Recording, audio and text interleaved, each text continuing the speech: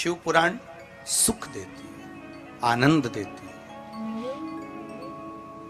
महाराज जैसे हरी दूबा, सफेद दुर्बा, लाल दुर्बा, पीली दुर्बा, ये जो दुर्बाएं होती हैं जो अपन गणेश जी को दूबा चढ़ाते हैं, ये दूबा जो होती है, ये दूबा का जो क्रम है दुर्बा का, ये अलग अलग क्रम है महाराज। आपको पहले भी कथा में कहा, शंकर भगवान को सफेद दुर्बा और गणेश जी को हरी दुर्बा, जगदम्बा को पीली दुर्बा,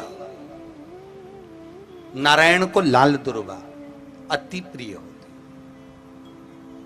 और इस दुर्बा का कोई साधारण सा क्रम नहीं होता महाराज। जो व्यक्ति मान लो किसी का डायलिसिस भी चल रहा है, किडनी खराब हो गई, लीवर बेकार हो गया, या किडनी के आसपास में कहीं स्टोन बता दिया, पथरी की बीमारी हो गई महाराज, पथरी की बीमारी। जैसे एक क्रम आता है कि जो गाय का दूध होता है, गाय का जो दूध होता है ना, कच्चा दूध, तो गाय का जो कच्चा दूध होता है, शंकर जी भगवान पर, भोलेनाथ जी पर एक कटोरी दूध, जितना आप पी सकते हो उतना दूध शंकर भगवान पर चढ़ा दीजिए, ठीक है। और चढ़ाने के बाद में शंकर पर चढ़ाया और वो दूध कटोरी में झेल लो, और झेलने के बाद मंदिर के द्वार पर उस एक नींबू को काटो और अवधूतेश्वर महादेव का नाम लेकर नींबू को निचोड़ कर शंकर की देहली पर बैठकर शिव जी का शिवलिंग देखते हुए जो पी जाता है, उसके जीवन में जो मसों की बीमारी होती है वो समाप्त हो जाती है, कभी नहीं हो सकती। केवल अवधूतेश्वर महादेव का स्मरण करें, केवल अवधूतेश्वर।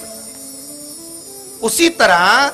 शिव पुराण कहती है, लिंग पुराण कहती है और नर्मदा पुराण कहती है कि सफेद दुर्बा,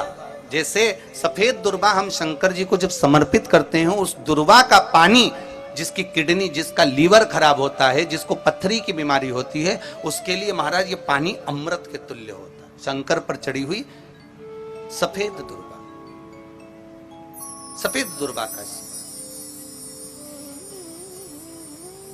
जैसे बालचंद्र की दुर्बा,